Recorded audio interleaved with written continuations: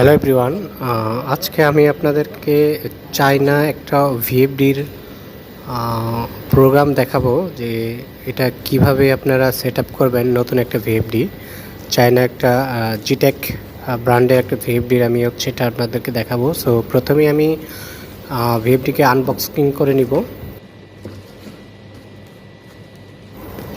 So প্রত্যেকটা ডিভাইসের জন্যই একটা করে ম্যানুয়াল দেওয়া থাকে। সো একটা জিনিস আপনাদেরকে মাথায় রাখতে হবে, সেটা হচ্ছে আপনি যে কোনো নতুন জিনিসকে যদি আপনি নাও জানেন যে এটা কিভাবে কাজ করে, আপনি কিন্তু তার ম্যানুয়াল দেখে এটাকে সুন্দরভাবে সেট আপ করতে পারেন যদি আপনার কিছু সাধারণ বেসিক জ্ঞান থাকে সেই ডিভাইসগুলোর বা টেকনিক্যাল কাজগুলোর সম্পর্কে।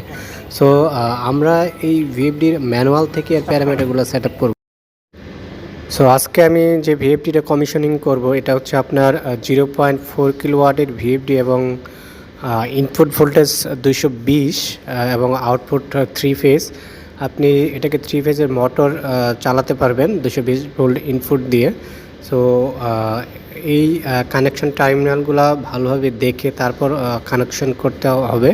সো আপনার যদি কোনো কারণে কানেকশন উল্টাপাল্টা হয়, সেক্ষেত্রে কিন্তু ভিএফডি পুড়ে যাওয়ার সম্ভাবনা এবং কি পুড়ে যাবে। সো প্রথমে আমার কানেকশনগুলো যে টার্মিনাল নাম্বারগুলো দেওয়া আছে সেই নাম্বার অনুযায়ী কানেকশন করব। সো দেন আমি তারপর প্যারামিটারগুলো আপনাদেরকে দেখাচ্ছি যে কোন প্যারামিটার কীভাবে সেট আপ করবেন।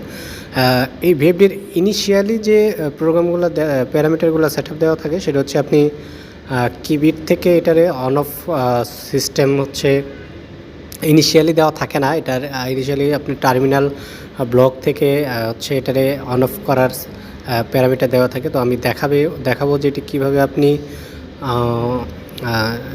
কিবিট থেকে অন অফ করতে পারেন এবং পটেনশিওমিটার কীভাবে ইউজ করবেন এবং এক্সটার্নাল ইন্টারনাল প্যারামিটার কীভাবে সেট করবেন সেইগুলোই দেখাবো।